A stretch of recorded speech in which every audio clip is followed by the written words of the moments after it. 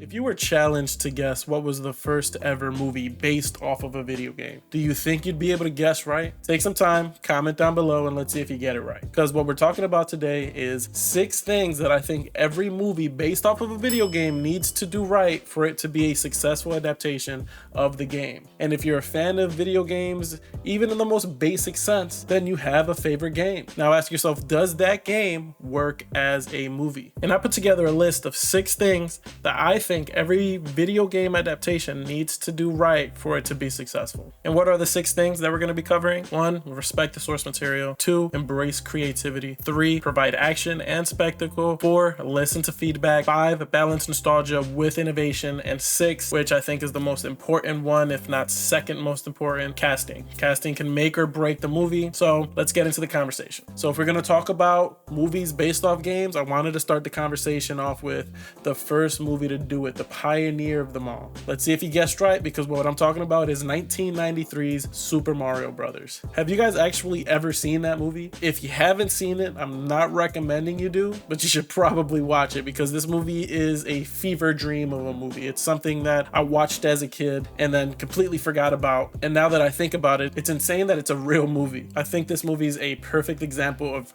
early 90s Hollywood. Everyone's on drugs, just producing movies and not caring about the source material. But it's a good thing that that's over, right? Well, I guess we'll talk about it, because the first thing on my list is respect the source material. A successful adaptation understands the essence of the game while staying true to its core elements. Let's take 2018's Tomb Raider, for example. The film incorporated elements from the 2013 video game reboot that followed the origin story of Lara Croft on her journeys to becoming the adventurer that we all know. The movie adapted key elements and plot points from the game while putting its own twist on it in order to keep the narrative fresh. Even the setting and cinematography is reflective of the game, with familiar locations such as jungles or ancient tombs that give the movie a familiar, exotic, and adventurous vibe that the game also provides. And we wouldn't be talking about movies based off games if we don't talk about the biggest to do it and the biggest to ruin it, Resident Evil. I think Resident Evil surprised people in the beginning with the very first one and how good it was. I actually really enjoyed that movie, but it didn't do a good job respecting the source material. They just up and created their own character, Alice, and it was cool for the first one. Then it just all went downhill afterwards. I'm not sure what that whole scene was in the second movie where she comes into the church on a Harley Davidson, kills like 3 or 4 lickers with a couple shotguns. You know, it very quickly became an action movie and lost its horror essence, which we all know Resident Evil is a survivor horror, and it looks like they got rid of that very quickly, which just disrespected the genre as a whole. We did start getting characters from the game sprinkled throughout the films, but even that was disrespectful. Chris Redfield? Are you kidding me? This is the Chris Redfield that you pick? This guy's not punching boulders. So that's gonna be a little later when we talk about casting, because I'm definitely gonna bring this up again. But those are examples of movies that clearly did not respect the source material. From that point, I want to jump into the second one, which, as I said earlier, is going to be embrace creativity. If you're looking to bring a video game to life on the big screen, you have to get creative. You can't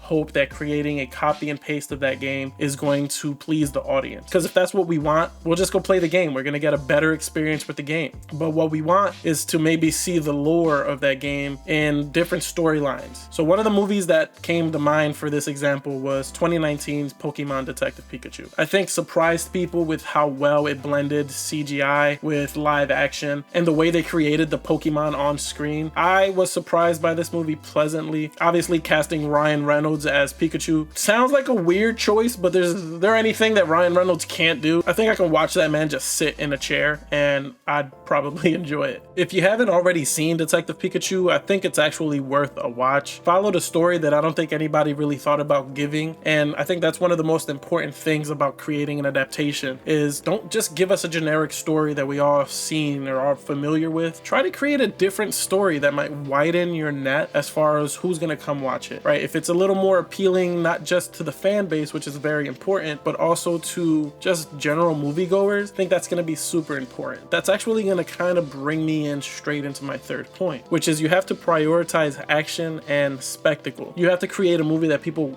want to see. It's tough to create that rendition because when you're playing a video game, you're in the situation. So how do you create that on a movie? How do you put the watcher in that situation? And that's by creating these action sequences. I think one of the movies that did a pretty good job at it recently was the 2021 Mortal Kombat. Just think about the opening sequence in that Mortal Kombat film, right? We have Hanzo, whose family gets attacked by the Lin Kuei, and then he goes up against Sub-Zero. That fight sequence, I think, was a phenomenal intro into the movie, kind of set the tone for what to expect. So I think they did a very good job in this movie delivering those fight sequences. I think they were well choreographed. They did a great job paying homage to the game. You know, they had the one-liners, they have fatalities. I think this movie all around could have been better. Sure, there's always gonna be like, oh, it could have been better. I think this movie all around did very well, respecting the source material, embraced creativity. They created a new character that, again, seems to be the pattern with these movies. They want to create a new character to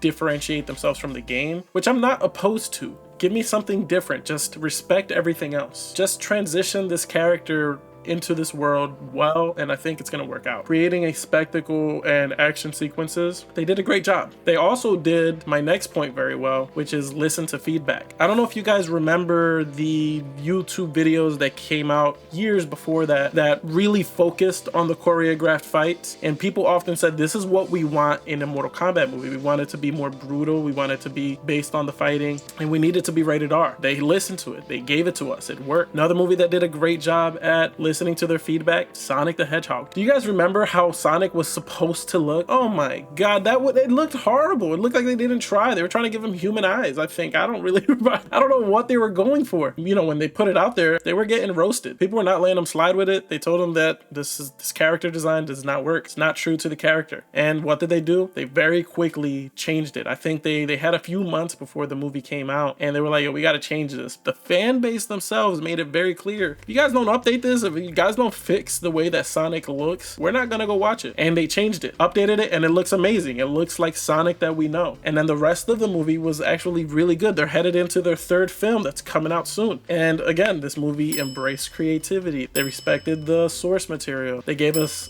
action sequence and spectacle. I think he went Super Saiyan in the second movie.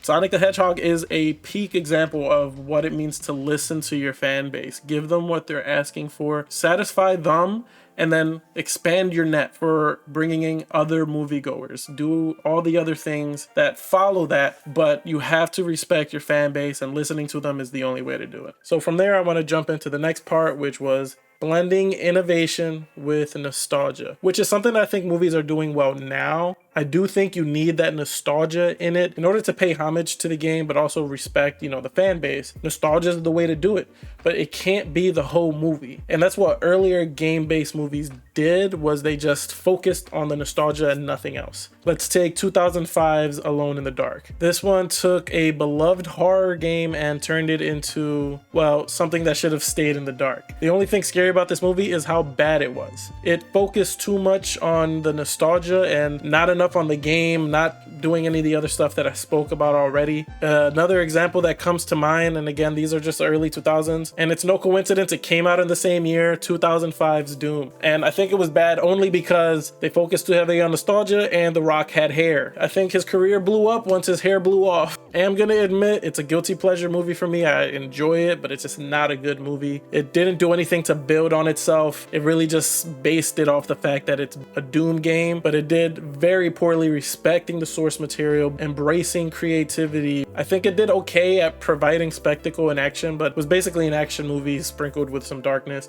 I think the FPS shot was pretty cool. That was kind of embracing creativity, if I'm gonna be honest, because it was its best way of being like representing the game, but it fell short on everything else. Let's go into my final point, the one that's really gonna hit it home, which again, I don't know if it's the most important. You guys let me know if a movie does all the other 5 points right, but it has bad casting. Honestly, yeah, I think it might be the most important one, because you have to get someone that's gonna represent those characters to a T. The games are what they are because of the characters. Somebody needs to be able to bring those characters to life in the way that they are in the game. We don't get that often. Like I said earlier in the video, they casted the guy from Prison Break to be Chris Redfield. That's how you know that the people who are responsible for creating those movies just didn't care about the source material. You didn't care about the game. You're just trying to create a movie, because there's no way that this is the guy that you choose to be Chris Redfield. I've mentioned Tomb Raider earlier in the video as an example of respecting the source material. Again, they were going off the 2013 reboot. I think they did a good job at that. As far as casting, I think Angelina Jolie as Lara Croft is just perfect. That movie came out, sure, in 2001. It's a little dated,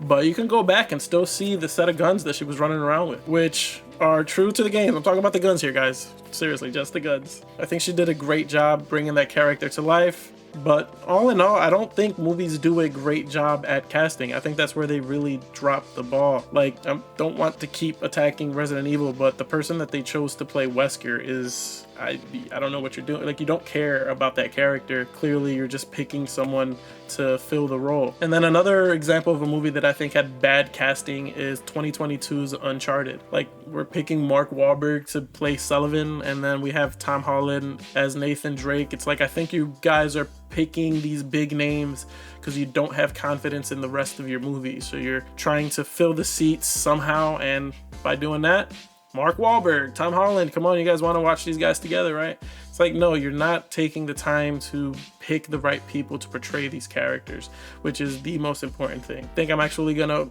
make that the first thing that you need to do right. Pick the right people to play these characters. You fail at that, the rest of the movie is gonna fall apart. Well, that's it from me, guys. I really do hope you enjoyed this video. If I didn't mention your favorite game, or if I did and I didn't say it was great, I'm sorry. But there's just so many renditions. There's so many adaptations of games. The early 2000s had a bunch of them, and I think they kind of tainted the idea of movies based off games for a while. We're getting into a different direction with it, especially with how big gaming in general is getting. So I'm excited to see what's to come. If you guys agreed with my points or disagreed with my points, let me hear it. Comment down below. Make sure you like and subscribe, as it's gonna help the channel grow. If you like talking movies, that's what I'm gonna be doing here. All right, so I'm gonna let you go. You probably got stuff to do, movies to watch. I'll catch you in the next one.